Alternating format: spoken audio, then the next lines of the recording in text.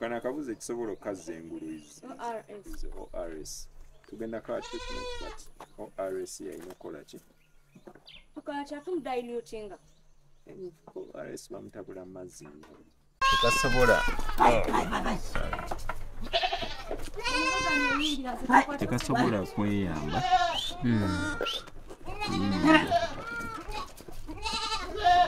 magulu gakutuse edda zirina infection gye tuyita coccidia infections kati ziyisa bubi mu lubuto ate zirina n'ebiwuka bingi kati ebiwuka bino binywa omusaayi omusaayi ne gweyawula n'amazzi amazzi ne gafuuka matono kati kali dehydrated obudde buno tekalina musaayi yadde infections zikajjudde muno mu lubuto so kali vulnerable tekalina kyekasobola kweyamba kati jjukira omusaayi guli gwe gutambuza amaanyi gwe gutambuza emmere gwe gutambuza ki so obudde buno tekalina kyekalina kali helpless so kyetulina okusooka okukola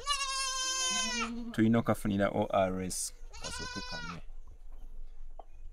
ORS eyo azzamuko ku minerals n'amazzi mu mubiri then tulyoke tuwe ne treatment naye tugenda just in case ORS tanatuuka tugenda sooka tuwe treatment ORS ajja kujja oluvannyuma bwe kaba kafunye attention kasobola okuyambibwa ne kakola ki ne kawona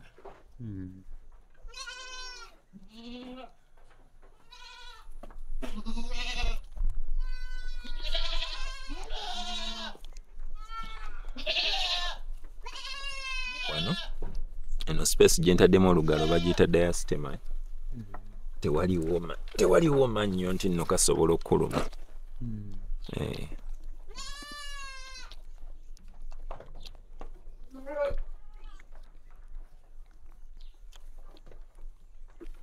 so eno gye tuwadde first of all tuwadde diwaama diwaama eno netuyambeko clearinga ebiwuka ebiri mu lubuto twakoze postmortem nga buyina ebiwuka kuliko tapeworms kuliko hemoncus worms mulimu n'ebirala naye nga bitwalabye visibly byabadde bya mirundi ebiri then still diwaama yemu erimu ekirungo kya cobalt nakyo kirungo kirungi nnyo okuyambako okuzimba omubiri n'okutereeza omubiri amangu contains cobalt for improved growth and performance so bwe tumala okujjanjaba tuba twetaaga ziddemu manguko so eno antibiotic bagiyita intertrim ejja tuyambako clearinga coccidia infections zeyina mu mubiri tukubako eno site because eddagala lyanguwa mangu okutambula mu mubiri it is an intramuscular drug bw'okuba eno lirwawo okukola ki okutuukambula so nga ate twetaaga kati fast action twetaaga results eziri fast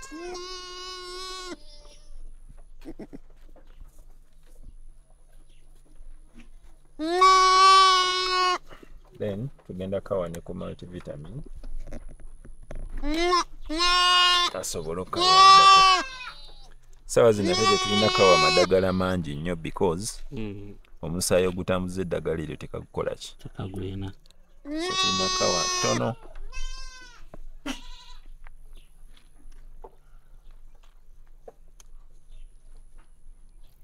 then multivitamin eno ejja kayambako okubeera nga appetite tekola ki tebula kabeere nga kalya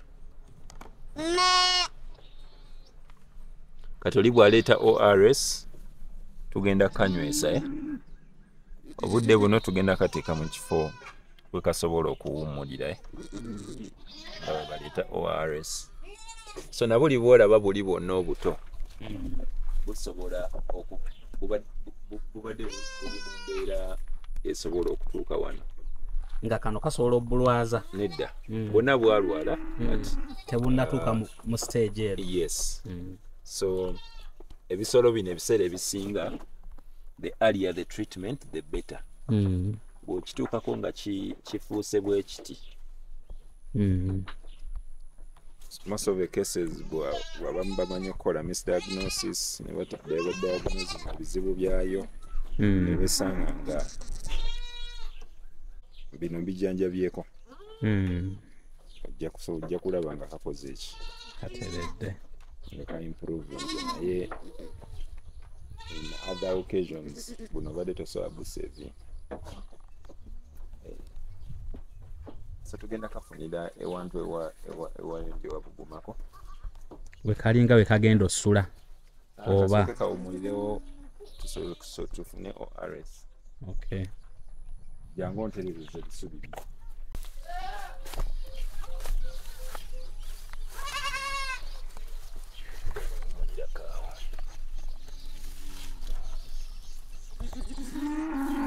Okalaba nti no kalina appetite kajja kupiikinga. Ekizibu ekisinga okubeerawo mu bisolo bino kasa kiba nga tekina appetite erya.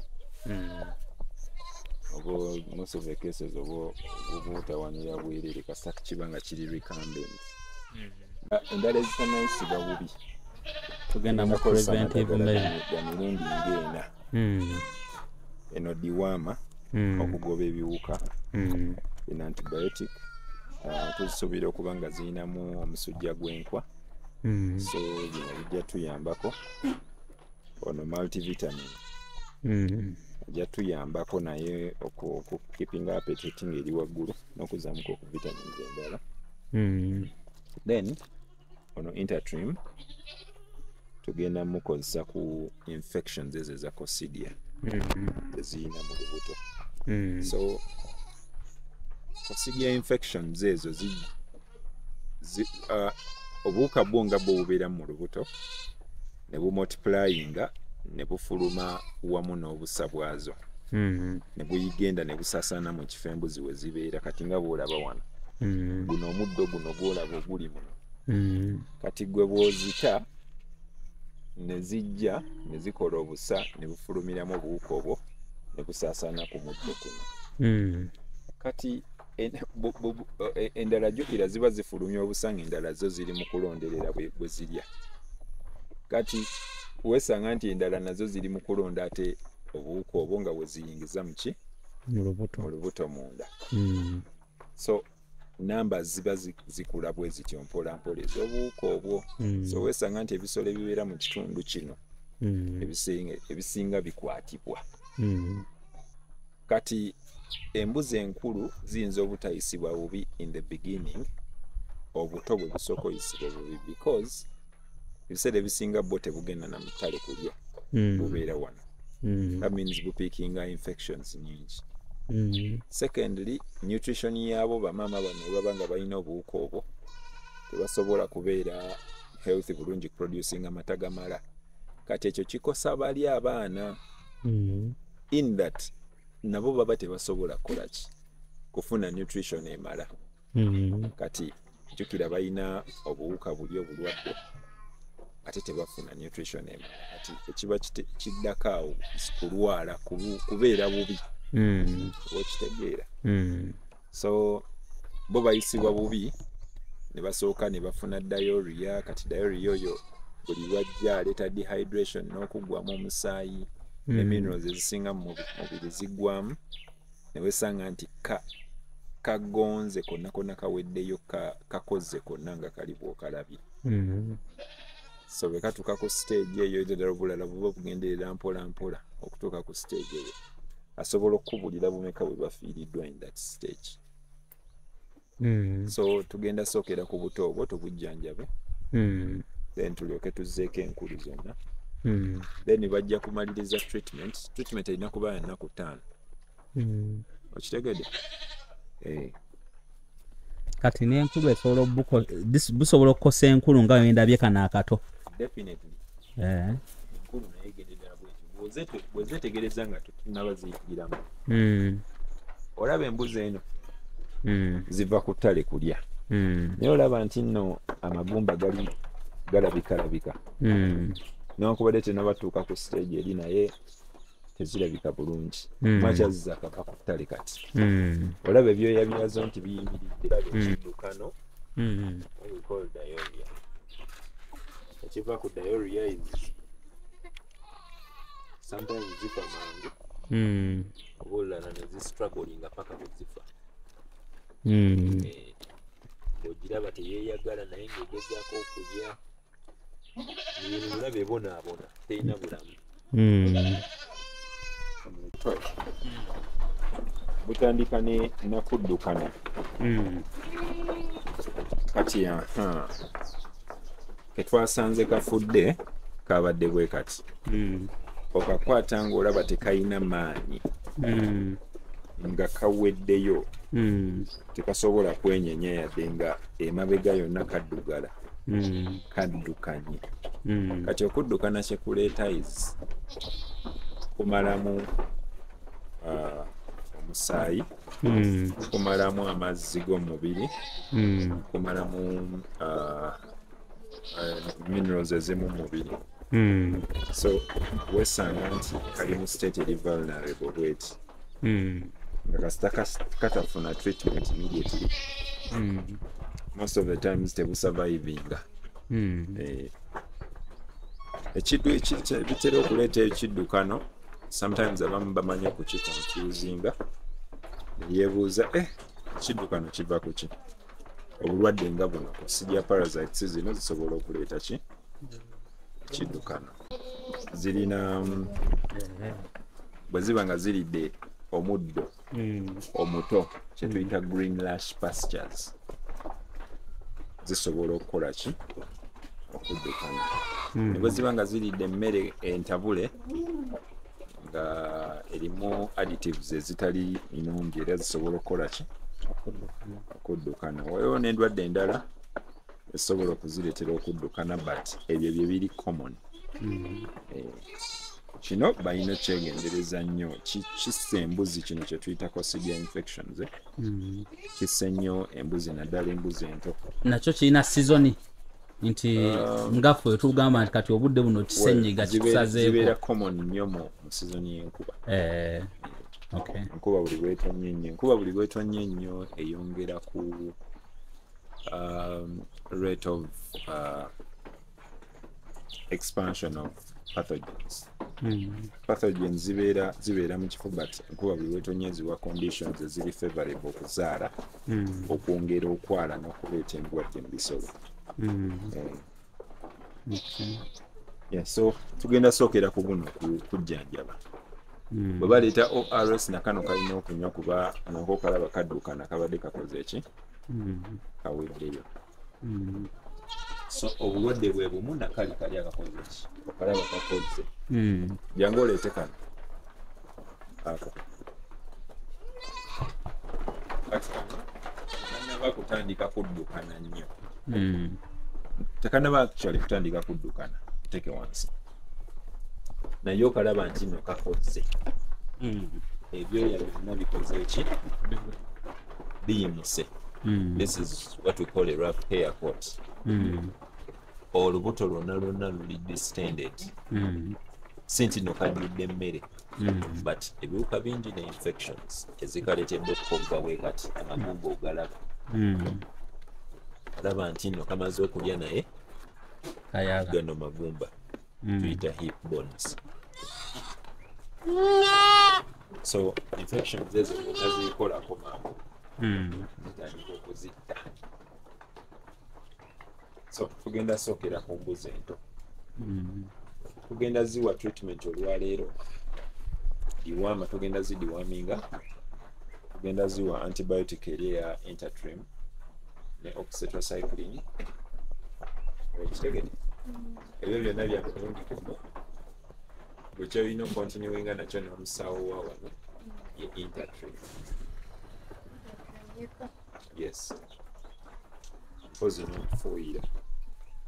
then bwe tunayisawo weeks 2 obutojja kuddamu obuweki ndiwaama eyo olya like akafunyi ka Yes.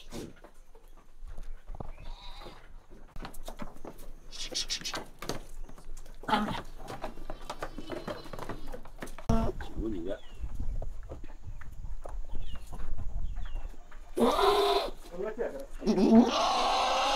Nabe alimo kunisumbua.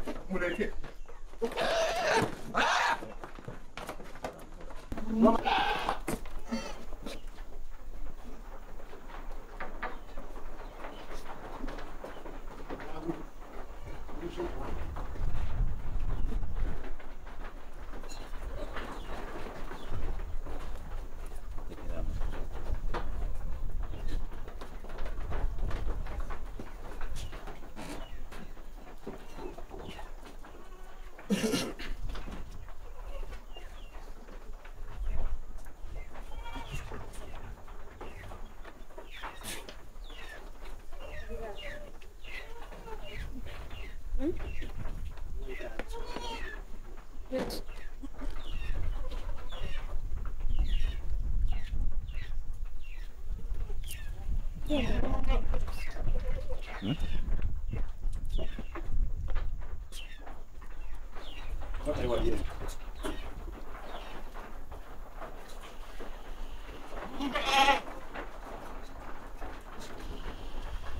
sino enkulu interchange kifunayo ate bw'omala ogiteekayo eddagala togita Edison, tengo el llamarada. Lo misa a mucha.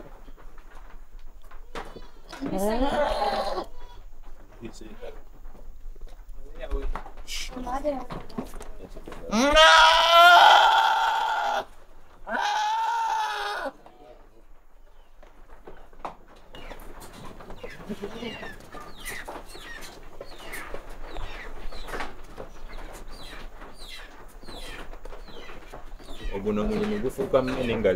workforce ntono naye nze n'embuzi ebisatu nsobola ozikolera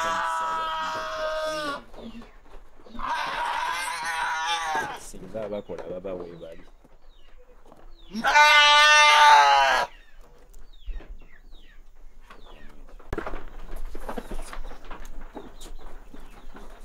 ndowooza olaba bwenzi wa biwaama njipima according to weight bwobikwata bubi n'omulimu gwongera okukalula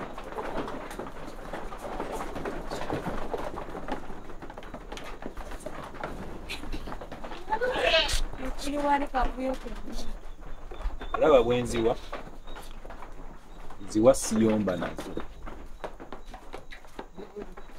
kubanga bazikutte bazikoze eki bazikutte bulungi bw'oba ogikwata okugiwa eddagala tolina kugikwata ku nnyindo wano eba ejja kucookinga eddagala ligende mu mawuggwe